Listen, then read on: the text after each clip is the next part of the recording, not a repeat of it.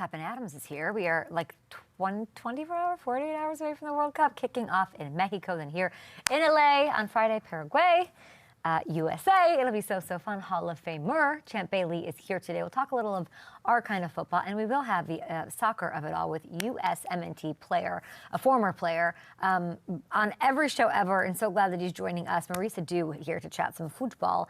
2 sleeps away from the World Cup.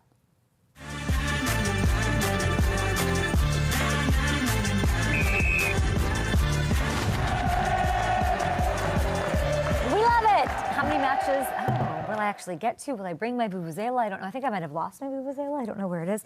We're here taking your questions, guys, for Champ Bailey. Had like a interesting conversation in the morning meeting just about MYLES, the importance of a ring to him. I would argue it's not. He doesn't need a ring, and I think he's maybe Derrick Henry, but certifiably, undeniably, I don't think MYLES needs a ring. So does it free him up, or does he feel more pressure now he's on a contending team? There's an interesting, Champ can talk about that, because he, of course, went from Washington to Denver in a trade and wanted to get a ring. Didn't happen, still got into the Hall of Fame, still a legend. So what is the relationship? What is the pressure? I saw that Myles Garrett was added to Time's inaugural list of sports top 100, I think it is, and he's in the leaders category, sits Myles Garrett.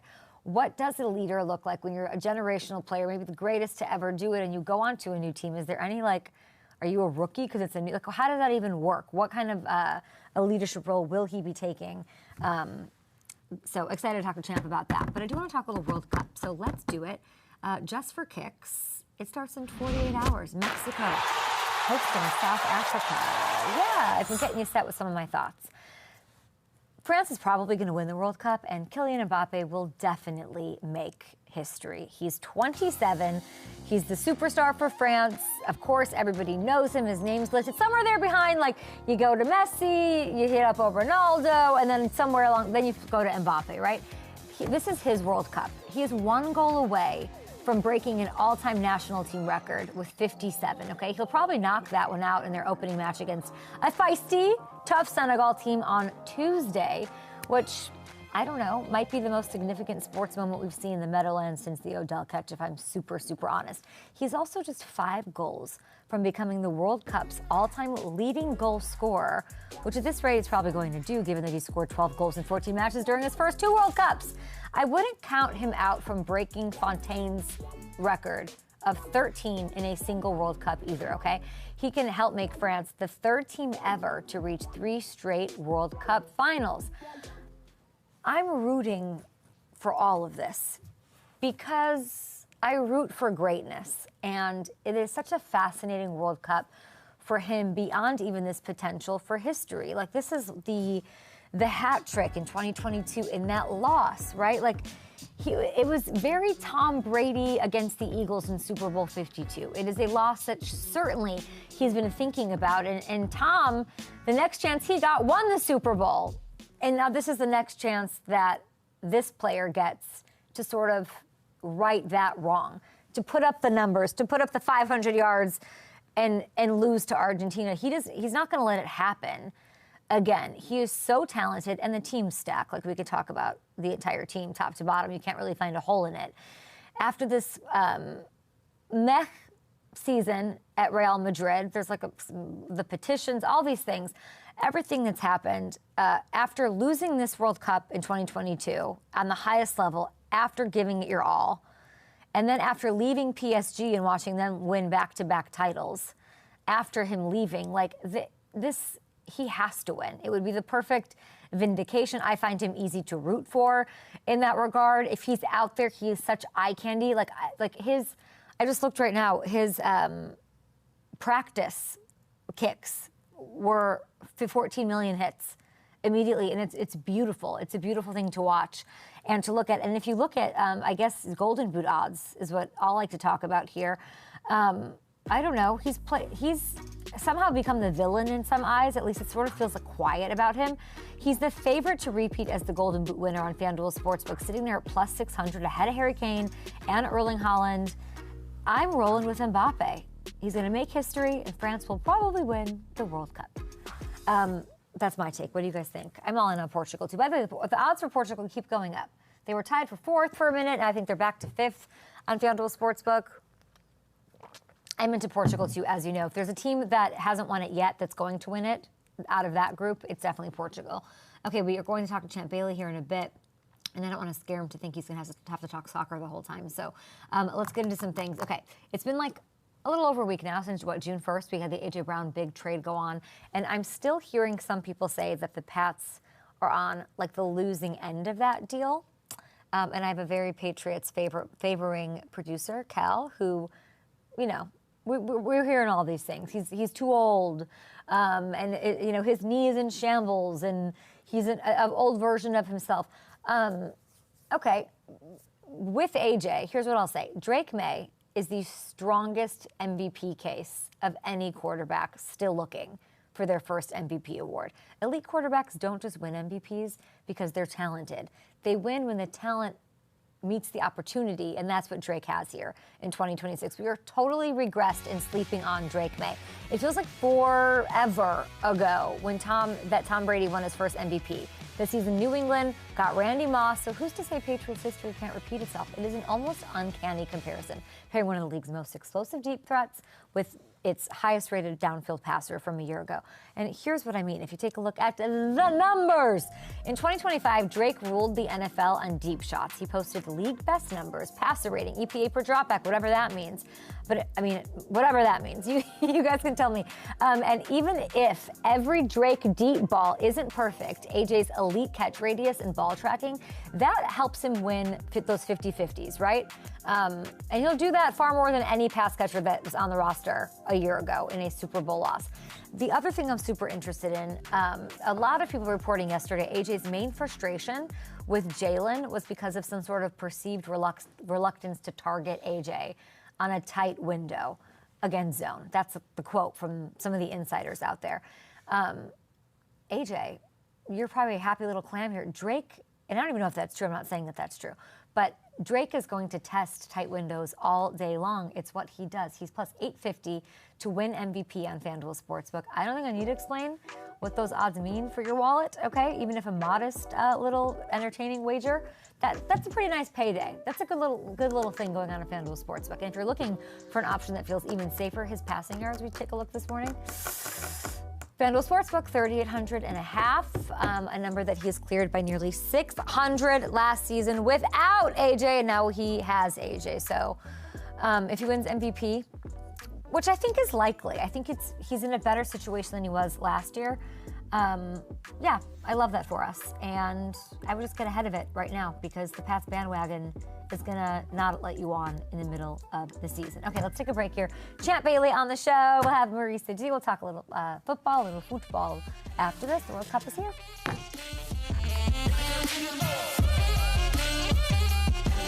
No problem. Can we slate?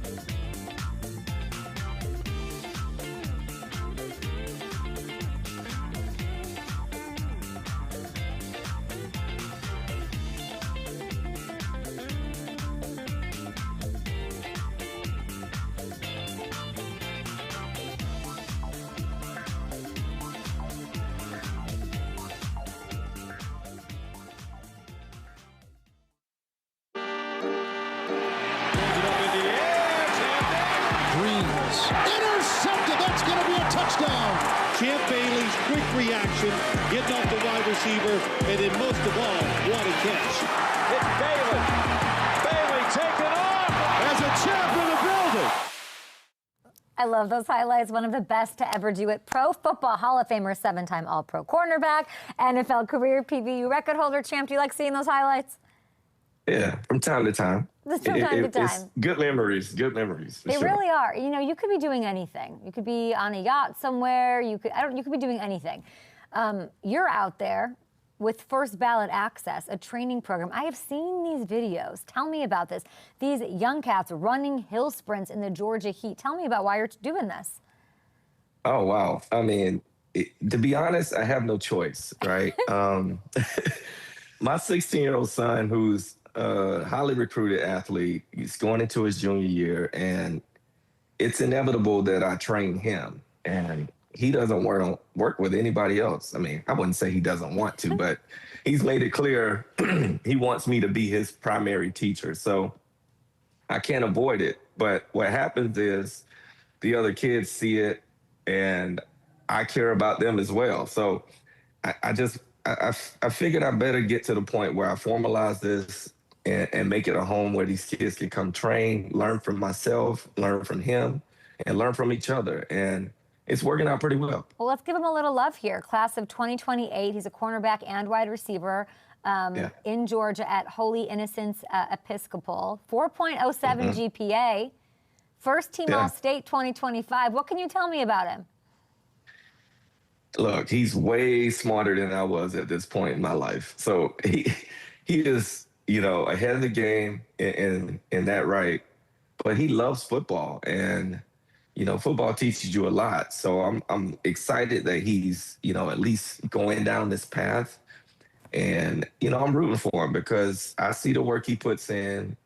We're actually in Dallas right now, about to visit SMU. And he's going to a little, I don't even know what we're doing, but he initiates a lot of these visits. And I want it that way because it shows me what he's striving for. And he knows I'm going to support it. So he makes it happen, and, you know, we make sure that we get him there physically wherever he needs to be. And here we are, you know, just trying to impress the people that are potentially going to be his next home. I mean, he's got to go to Georgia, right, Champ? He doesn't have to. No, he has to go where, you know, the place where it's best for him. And I get that question a lot, you know, about should he go to Georgia? But Georgia has to want him. And, you know, at this point, you know, they haven't made a strong case for him. Now, don't get me wrong, he still has 2 years of high school football left, so there's time. But, you know, he's a bulldog at heart, but we're realists around here. Okay, like, Georgia, don't let him go to your rival Georgia Tech. Right. Don't you let him go to Georgia Tech, though. It can happen, but, you know, it's not something that we're just pushing on. We're just going to let the process play out. He understands no matter what, he has to put the work in, and that's what he's focused on. Let's talk a little NFL here. Did you think I was going to start with your son?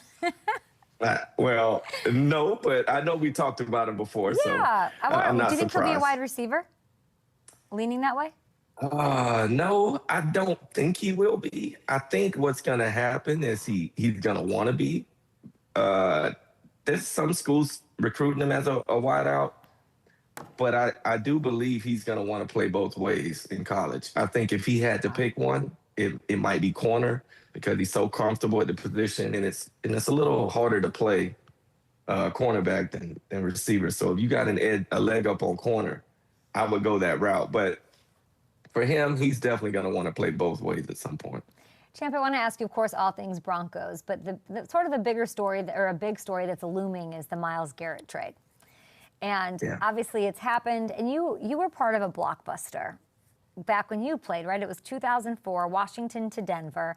I guess I'll ask you this. Is there anything I need to know that I wouldn't think about when you go from a team like a Washington to a Denver, when you go from a Cleveland to a Rams that is contending, that has superstars up and down? That, like, is there anything, like, what was that like for you? Were you just the happiest little clam, no disadvantage, what was it like?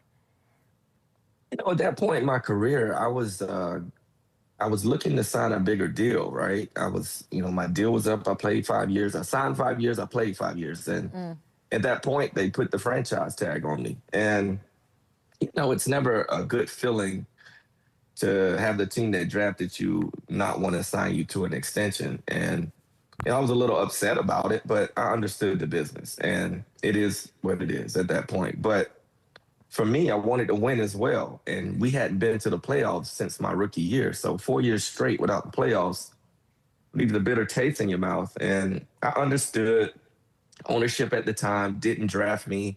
They took over the team after I was drafted. So I understand the dynamics there. And I wasn't surprised because throughout those 4 years, there were times where they made a pitch to me to sign an extension. And it wasn't, up to my value and how I valued myself. And the Broncos did, look at the contract we wanted and didn't blink an eye. And, the rest is history. The good thing was I was able to dictate sort of where I went because if I didn't like the contract I was getting, I would have never signed a franchise tag in order for the Redskins to trade me. So it was a lot going on, but for me, I was just a young player really getting into his prime that just wanted to win. And the Broncos were the perfect fit. And you're a Hall of Famer, but you never got the ring. So when I'm looking at Myles, like, what if he doesn't get the ring? It is what it is. He's still one of the greatest to do what he's done. I mean, it's unfortunate that, every great player can't win a ring, but, there's a lot of us out here that had great careers but didn't get to hoist that Lombardi trophy at the end of a season. But, I can say I did get a shot. I think Myles Garrett would be happy with the shot and even happier if he gets that win. I just feel like he's the only player right now in the NFL where it's like the end of a sentence. Like, it's like he did this. Oh, and he had a ring. Yeah. Like, I'm not trying to downplay a ring, but he's the only player. He really doesn't need one. Yeah, I can relate. He doesn't need one at all. Maybe Derrick Henry. That's another one. Yeah, if you go down the list and you really think about it, there's a few guys out there like that they've done everything. Who's on that list? Let's go to the current NFL. Oh, let me think. You called out two good ones. I think that might be it. I really think that might. I think Josh Allen needs a ring. Josh needs a ring. He's getting there. Like, these guys are approaching double-digit years, and, the writing's on the wall. Like, you're on the back nine at that point. Once you get to 10, it's like people rarely get to 20, so don't count on it. Yeah. But, yeah, Josh Allen's getting there. I mean, I can even say Lamar Jackson's getting there. Guys that have done so much, MVPs and Offensive Player of the Year, all these awards, but they don't have that ring. And, I'm looking forward to seeing some of these guys get one. I'm definitely hoping Myles Garrett gets one. That means Matthew Stafford gets another one. And, one of my dogs. So, yeah, I'm definitely rooting for him. But I guess when I think to myself, he doesn't need one, because there's this idea out there that, like, there's pressure now. He's on a contender for the first time. He's played in a playoff game, that's fine, but he's got, like, he has to win one now. It's like, no, he doesn't. Like, he actually, I think that part of the reason this trade is so great is because he'll have that chance and be on a contender and have this, like, not the whole world on his back thing. But he also, like, it's freedom. Like, I don't think he needs to win one. I hope he does, but I don't think he needs it. And I think that I want to know, in your mentality, like, what does that do for a player? What does that do to not need one? Well, I don't think he feels that way. Yeah, I think he thinks, deep down, I got to get this ring, because I think he's just a winner inside. But I think objectively speaking, yeah, great players like himself, they don't need rings.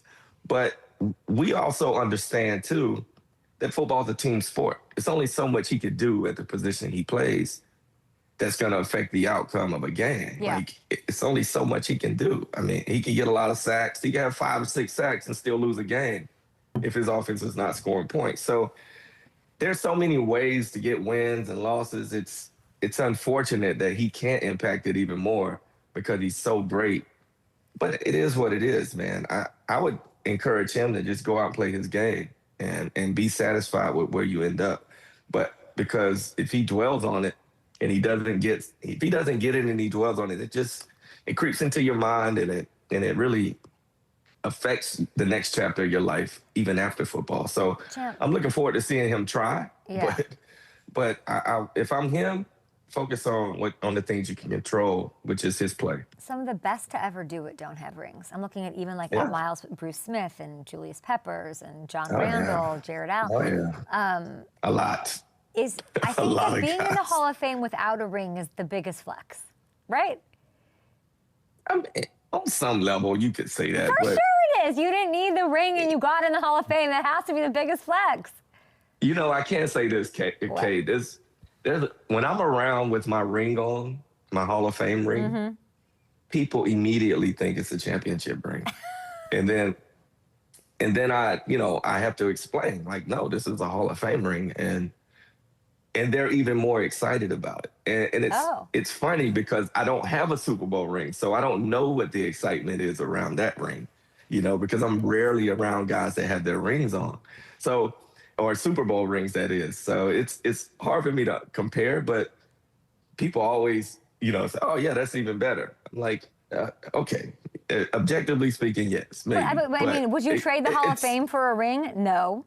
No, of course not. But still, you can't take away, I think when you play this sport, you have such value in what it means to do something as a team. Yes. So I wouldn't put either on a pedestal ahead of the other. It's just, this is my life. I'm content with what happened throughout my career, and I'm not going to dwell on the past. I just feel like there's so much conversation about like, Eli has 2, Ben has 2, Aaron's only got 1. Yeah. Tom needed 7 to, It's a different conversation for quarterbacks, though. There's some quarterbacks that have never won that are in, and I think those are like the flexiest because it's like Dan Marino, one of my biggest. Yeah, it's like I got in, I didn't win, I wish I won, but like I'm so good that I'm in, and nobody's debating that the rings not having a ring didn't keep me. I just think it's interesting. Okay, but really quick with the Rams, LA, the fave, overwhelmingly. Is that just what, should we just hand them the Lombardi now? No, that's not how it goes. If you really pay attention, the young team, the talented team in their division, the Seattle Seahawks might have something to say about that. So you can't just give out rings. I mean, I've been on teams where people just thought we're just going to walk down, to the Super Bowl and not have any resistance. That's not the case. You have to play the game. There's so many things that factor in: injuries, chemistry, a competition, as I mentioned, the Seahawks. So, look, you can't just hand it to them. Yeah, they're the favorites. It's good for talking, talking points and this and that and conversation. But nobody's crowning anybody at this point. And you think Seattle's the biggest threat? Absolutely. They got to deal with them twice a year. They have a really good young defense. There's no doubt that's the team they're worried about. And then you got the 49ers. So, look, man, and then there's going to be another team that surprises them. They're going to lose games that people think they should win. And maybe they'll win more than people think. But at the same time, that once you get in the tournament, you're 0-0 again. So you got to get there first. Over to the AFC and the Broncos. I know you've been at practices. You're close to the team. Have you seen this, like, Bo Nix disrespect lately? NBC has him as the 16th best quarterback. ESPN has him at 20th. How come so much skepticism around Bo? He hasn't played a lot, that's all. I mean, he's played and done well. But, when you think about what it looks like to be an elite quarterback in this league, I think he still has a lot to prove. And I'm sure he would agree with that. So I'm looking forward to seeing him continue to grow.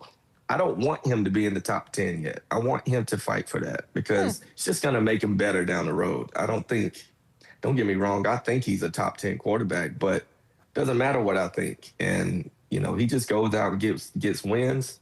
All that talk is just fluff. It's just things for people to talk about.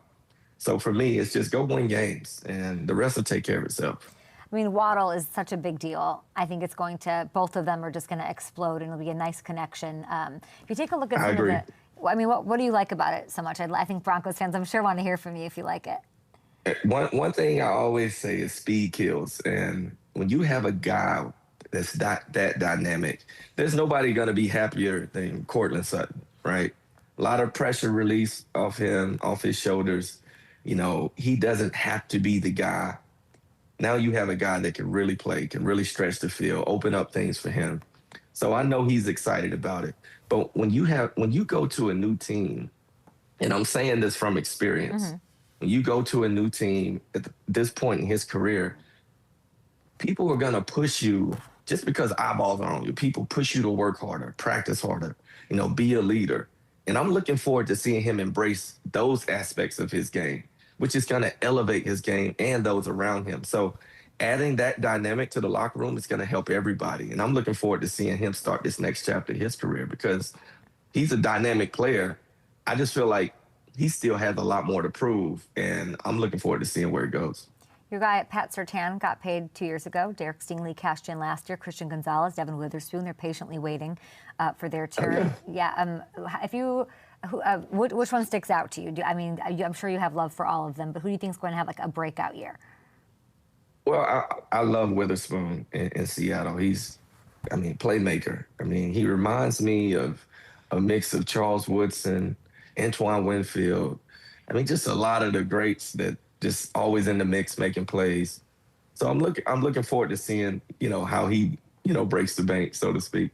But I was happy to see PS2 get that bump in his salary this year. So, I'm looking forward to seeing him continue to set the bar high. He is the standard. So what he does is going to be seen and watched and criticized and whatnot. But the guy's been nothing but special since he got to the Broncos.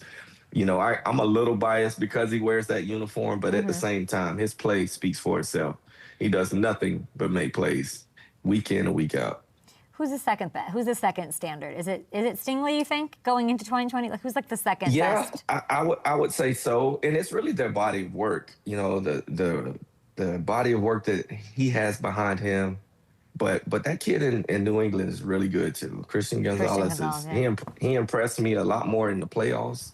I didn't get to see him a lot during the season, but what I've seen is he challenges people, he makes plays. He's going to be something to deal with for a few years to come. And it seems like the Patriots always have one of those. And he's just the next one. Is there like a corner that you think goes under the radar too much? Somebody who you like that's up and coming that you can put me on for the season? Yeah, Kamari Lassiter, opposite Stingley. So he gets a lot of heat down there. Right. He's handled it well. And, I worked with him one time in college when he was in college at Georgia. And from that one moment, it's really about his mindset and the way he approaches the game. Extremely confident, technically sound, and he knows he could get better, and he works that way. And I'm just looking forward to seeing how much he grows in these next couple years. I'm looking forward to a big year from him this year because I think this is the year where he really turns it on. He's comfortable with who he is and what he's asked to do. And he's been learning next to one of the best, as we mentioned in this conversation. Like, what he can get from Stingley and the guys around him. The sky's the limit for him. Their defense down there, I don't know how, like, is it like, are they the Myles Garrett of defenses in the NFL? Well, like, look, who's better than them? You could put Seattle in there. You could throw Denver in there. Those are really good defenses.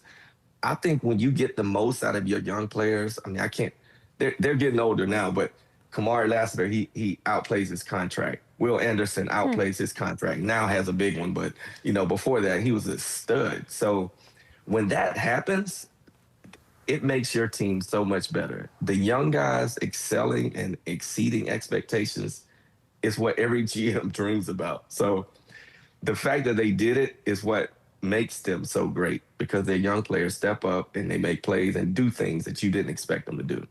Champ, last one for you. Just the Broncos underrated perfectly. I know you don't care, it's all noise, but maybe something that you're excited about that you haven't heard many people talk about? I am. I think they're perfectly rated. I think they're right where they should be. But again, like I said, it is noise. It's just noise. They don't get caught up in that. They got a very seasoned head coach, who makes sure that they keep their eye on what's important.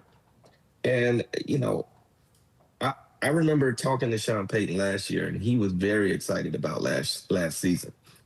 And I promise you, everything we talked about, it sort of came true. Huh. Other than, yeah, everything we discussed about what could Wait, happen. like what? No, it's just his outlook on the season. Okay. How much he really loved the team. He wasn't shy about it. I'm sure. He was not. It was wild. It was sort. I was Yeah. like, "Are you sure you want to be?" Usually, he's like, "Undersell, over deliver, shut up." And then all last summer, yeah. he's like, "No, this is a championship team." Yeah, and he's right. I mean, and they proved that. I mean, almost winning the AFC Championship and getting to the Super Bowl. You know, they did have some bumps in the road with Bo Nix getting hurt, but still had a chance to win that game. So the guy sees it, and I can only imagine his mindset now. So I'm looking forward to having that conversation again to see if he has that same outlook. I don't think they're perfectly. Can I see that list again? Sorry, control room. Can I see? Are they at the bottom of this list of Super Bowl odds? Okay, they're sitting there at the bottom. Where would you put them? Where do they belong at the bottom of this list? I'll keep them right there. Champ, but you can't do that. I know you're just trying to be you're a coach now. You're trying to motivate your guys. I like them right there. Let's there. I think, what is that? Put that list back up. Is that? You think the Chargers have a better chance than the Broncos? That's what you're saying. No. You're telling your Broncos here's fans. The thing. It doesn't matter. Like, that's 7 teams. How many teams make the playoffs? 7. So I think they're a playoff team. So as long as they're in the top 7, we're good. I just want Broncos fans. Champ is saying that he likes where they are, third in their own division. Woo! It's fine. I'm kidding. They're in the playoffs. You get in the tournament, everybody's 0-0. I like how you think, and that's why these boys are running up this hill. First ballot access on patreon.com. Champ, I appreciate you as always, Hall of Famer. Thanks, Kay. Good to talk to you. Great to see you. I think Broncos fans are going to love that, of course, all the insights. And Champ is excited about Waddle. We're going to waddle over to World Cup after this. Maurice Edu. Gosh, it's so funny. The Broncos are third in their... What is it? Oh, I'm going to get in trouble. Kel, what is it about the Chargers I am missing? You think Mike McDaniels... Can I see those odds again? Those Super Bowl odds are bonkers. First of all,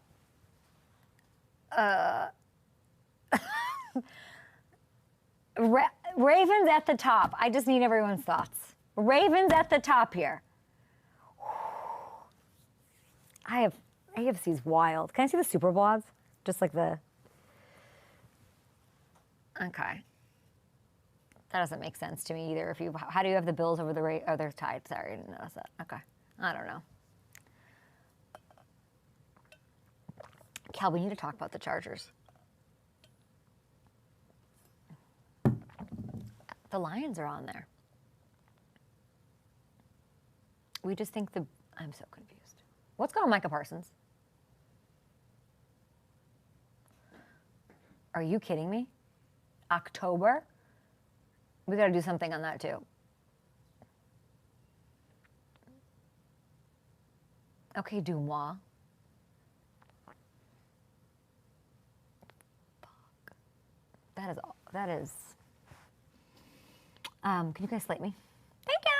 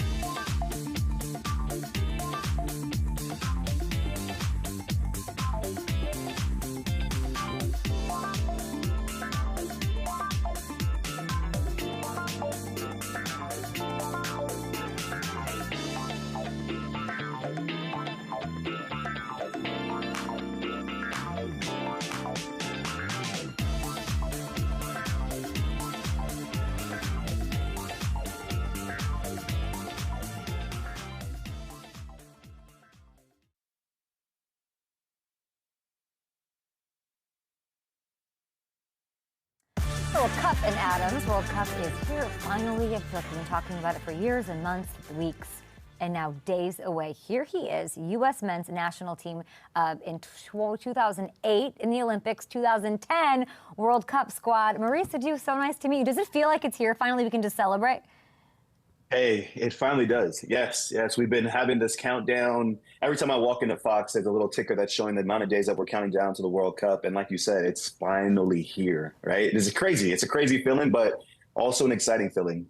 It is. It's so exciting. Last time it was here was in '94, a very long time ago. You're calling games for Fox. As you're going through your notes, and I've had Rebecca Lowe on. She's, of course, leading coverage there on your team.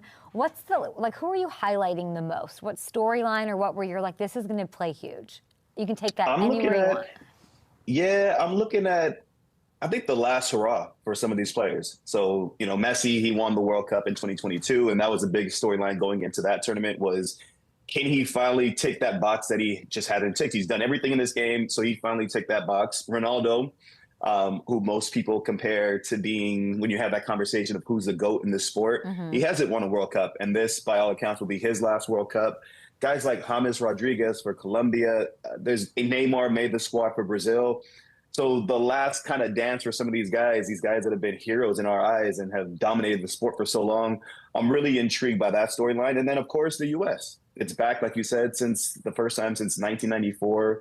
We have a group of talented players with a point to prove. So I'm looking forward to seeing how they, I don't want to say shock the world, because I don't think that's the mentality. It's more so how they prove themselves right in terms of how good of a squad they are and how much talent they have. And then what that means for the future, of course, for Team USA. I mean, Soldier Field, look, it's such a shame Chicago's not a part of this because it looked unbelievable against Germany in that friendly. What was if anybody missed that match on Saturday afternoon, what is the takeaway for you? Well, first of all, yeah, you're right. I was actually at that game, so I was fortunate to witness an incredible environment. And my biggest takeaway was the response, right? Because this group, we challenge them, we set high expectation as to what they can accomplish, and sometimes they get close to meeting that. Sometimes they come up a little bit short. But in that game against Germany, obviously, just going through the timeline of events in that game, Germany scores an early goal. And that's like that blow to your gut. You're like, this is our send-off game before the World Cup. We concede an early goal. All right, things are just going to spiral from here. But instead, we saw a resilient U.S. squad. We saw guys play with a level of hunger and ambition and courage to get themselves back into that game. And you felt that in the crowd. You felt the way that the crowd got more involved, and they were given reasons to celebrate, reasons to come back alive and start supporting that team. And so although we didn't win that game, there were so many positive takeaways. Just the fight to get back into the game, the way they dominated Germany for most of that first half and then spells in the second half. But it also just shows you, Kay, it shows you that our team at our best, when we're at our best, our players are confident and informed.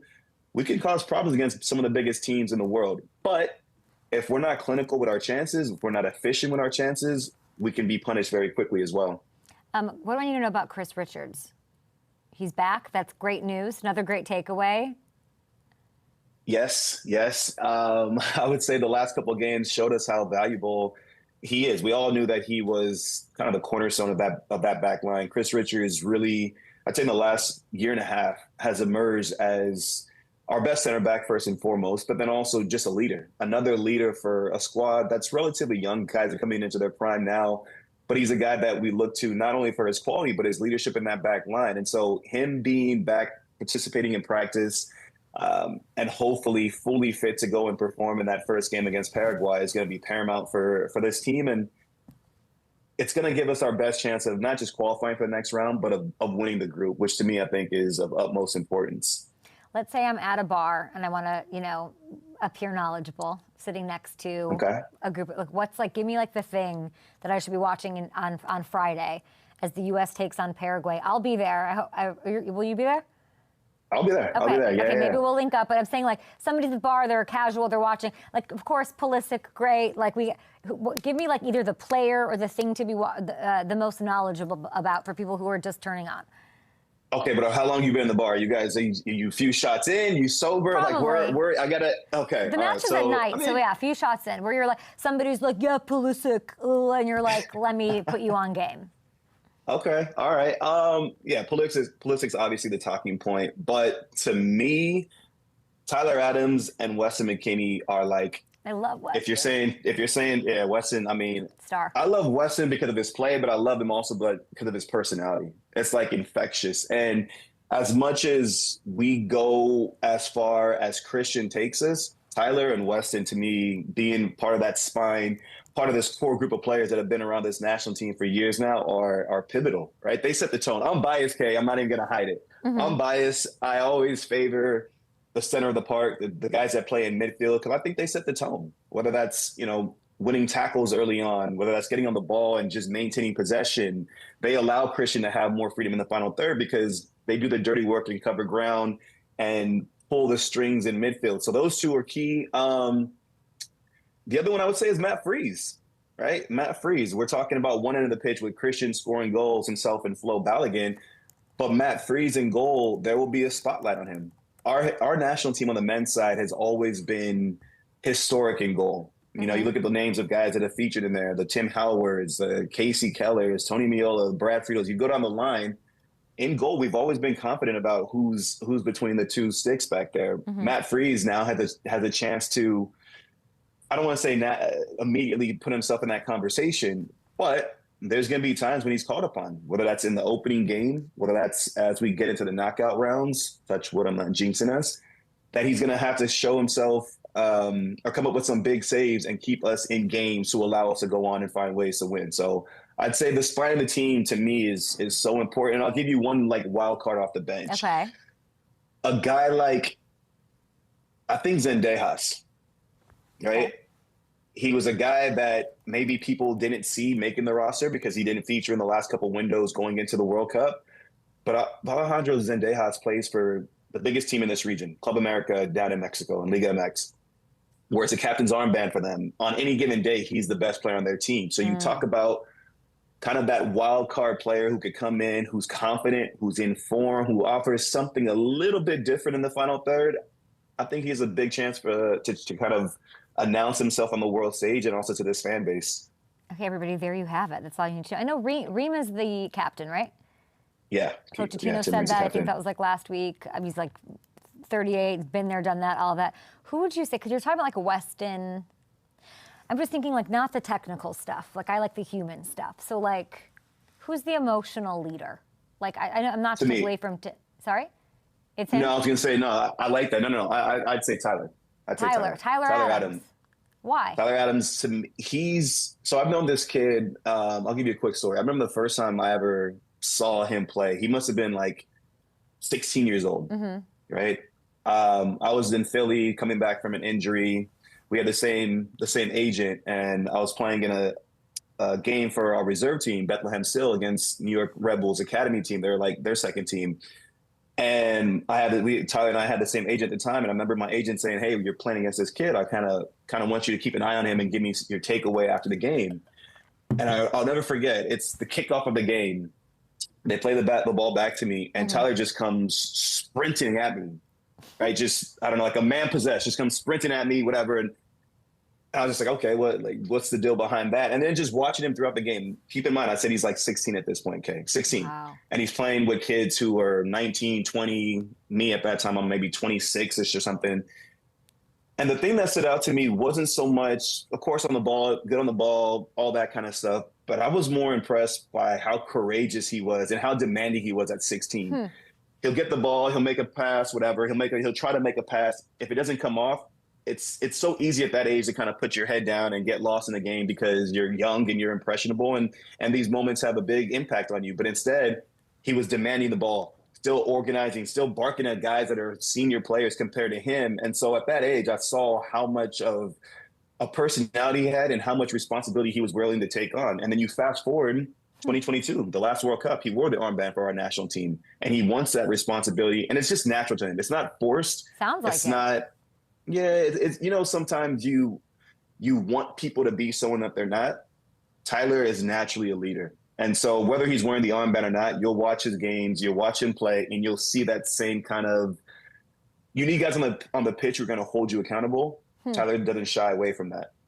So it feels like, if I'm just thinking about it as a fan, you've got some veteran leadership. You've got this hard-ass coach who, you know, is getting the best out of them. You have a guy, a young, you know, an Adams who's keeping everybody accountable. And then you have Weston, who's the sort of like personifies the joy, in my opinion, when I watch him move, when I watch him talk.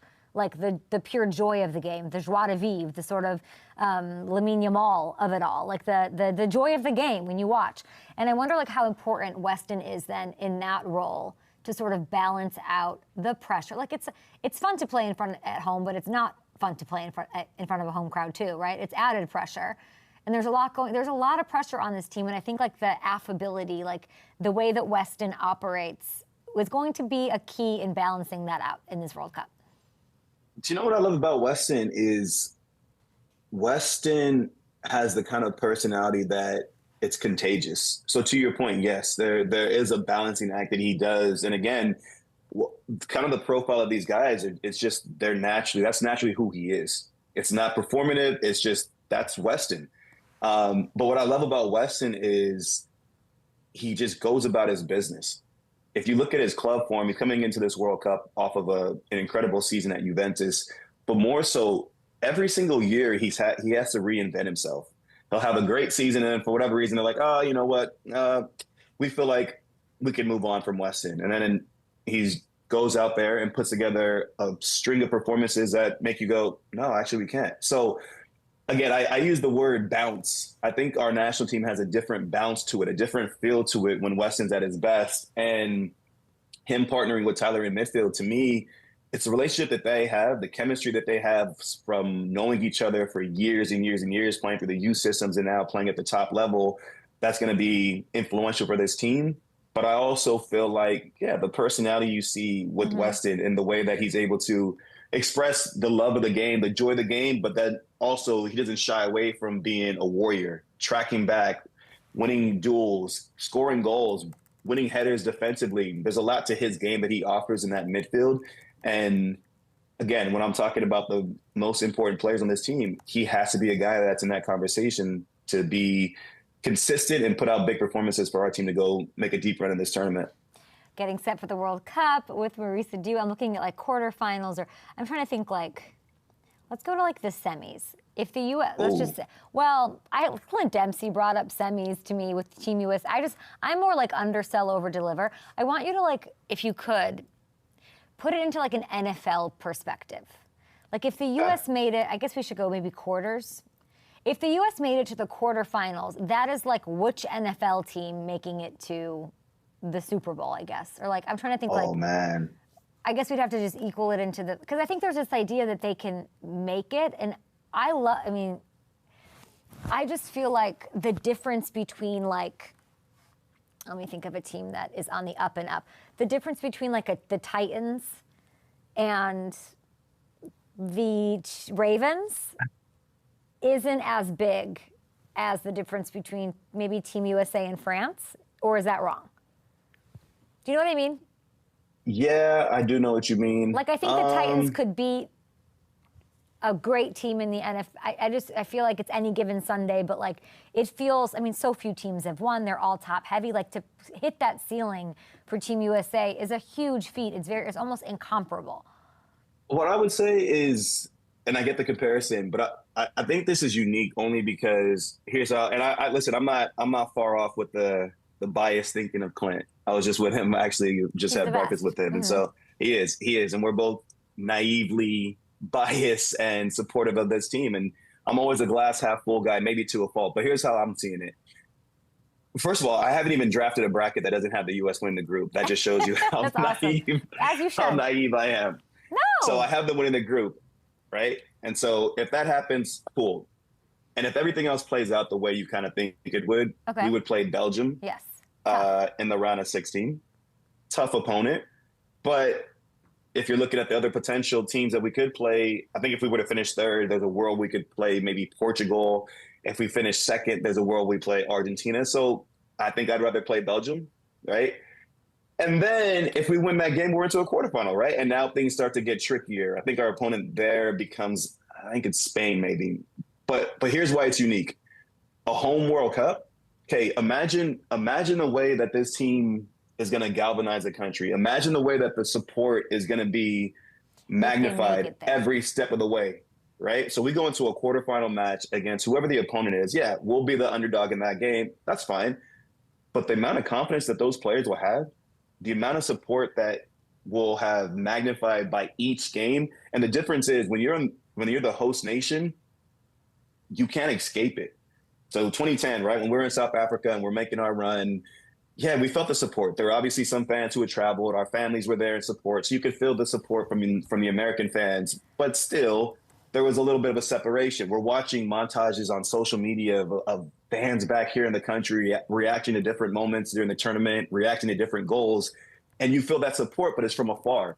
So now imagine that support is all around you. You walk out of your hotel, you're engulfed. You're going to a local restaurant, you're going to a mall. And then casual fans who are coming to the country to just watch the World Cup, maybe their team has dropped out at that point. So naturally, by virtue of just being in the host nation, you're going to cheer for the host nation. You want to be a part of that celebration. So that's a long-winded way of saying, I think the amount of support that this team will have if they get to a quarterfinal, the confidence that the players will have. That will outweigh somehow Harry Kane on the other side or Mbappe. It's not coming home. Don't say Harry Kane. It's not even coming home. It's not coming home for England. So don't even that's fair. England and Harry Kane. Honestly, I had this scathing take, Mo. Go ahead, get to me. No, it's not even this. I was just like, England? Well, because England's being very critical. England fans are being very critical of just the U.S. at large and all of the surprise. The time zone. And I was just looking at, I mean, I know you have France winning it, which you can't poke a hole in them. It's unbelievable. But like, I'd like Portugal to win. Like, I'm rooting for Portugal to win. I'd like a little more, I'd like somebody to join the rare air club of who's won. And I was doing the research on it. So I don't work in soccer, but I was looking and I was like, England's won how many? How many has England won? One? And y'all have you guys boast that. I won't get into it, but I was like, no, get into it. England does all of this and you have the Premier League and you've had Rooney and whatever. And you've had all these prolific players and Harry Kane, all the, you've only won one and you talk all this shit on America. It's wild to me. I saw it. I'm an Arsenal fan. And so I have a soft spot solely for Arsenal. But I agree with you. I'm like, man, where's it? Yeah, right? We're riding a wave right now. Mm-hmm. Yeah. Congrats and then not. Mm-hmm. Yeah, that's fair. Mm-hmm. But I agree with you. I don't understand it. But I do love it because it opens a door for me to hit back.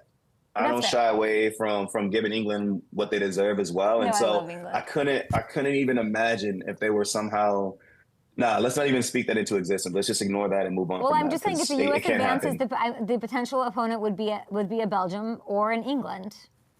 It's giving England a lot. I listen, England and again, I'm naive. World Cup. That's like England. Huh? England, they're like the Bills. Win, except the Bills haven't won one and they've won. But it's you are so built, you better win. If you're gonna, it's not gonna happen. They better. It's not going to happen for them. It's not going to happen for them. Who's USA in NFL terms? Who's USA? I feel like whoever I say is going to feel like a slight. That's not true. Yeah, it in some way, shape, or form, it will feel like that. Who's USA in NFL terms? That's a great question.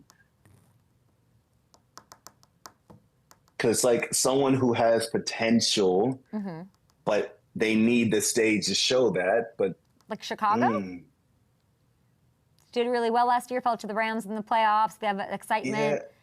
Caleb Williams. They've achieved more than this U.S. men's national team, though, I think. It's got to be somebody. I don't think that's not too far off. A couple star players, yeah. I got to come back to you on that. But I don't hate that. I don't hate that. We just trash England. Take that. I'm sick of the we're here trying to be welcoming and wonderful, and all everybody does is make fun of the U.S. Go win a freaking World Cup then, England. Why do you love Portugal? Why do I love what? Portugal. I like a little parity. I'm a little okay, I've just had enough of the other teams winning it, so I'm always going to root for somebody who's a bit of an underdog. I think that if Ronaldo's the worst player on your team, which is the sexy thing to say, I think you're pretty freaking good. If Ronaldo's the liability on your team, you sound like an asshole. That's what I think. No? I wouldn't mind a Portugal-France final. I wouldn't mind seeing that. And then France, Mbappe, Dembele. Everyone, Olise, Doué, it's just they're spoiled. They're spoiled. They're pretty good. They got. I don't know. They can't. I don't know. Like when you, I think they'll win. It might be like a. I don't know. Like when a team loses the Super Bowl, can they get off the mat? Right. That loss was brutal. The hardest part for them is that if they win, if they need to win, they got to make it 3 World Cups in a row that they've got to the final. Like that's pretty crazy. Yeah. But I don't rule it out. Mo, they're still my pick. You in overtime. I don't even think. I appreciate you so much. Check you out on Fox's coverage. I'll see you Friday. I'll come find you. Sounds good. All right. Bye. All right.